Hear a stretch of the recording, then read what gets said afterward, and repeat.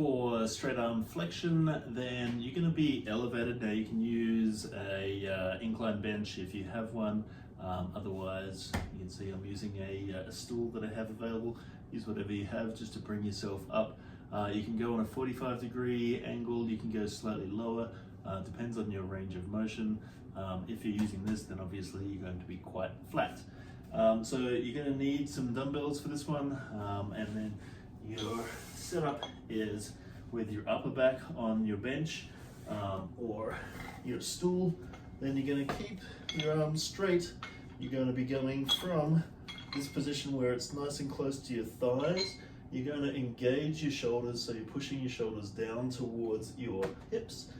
Hips come nice and high when you're at least in this position, so you're nicely supported.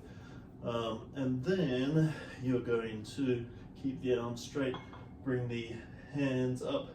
I go up to about 45 degrees because that's when you're still loaded. If you go further, then you're just sort of floating about in space.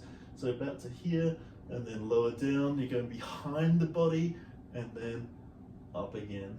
So always engaging the biceps and the front of the shoulder. Keep the chin tucked and up through that range of motion. You don't need a terribly heavy weight to get this this exercise loaded up.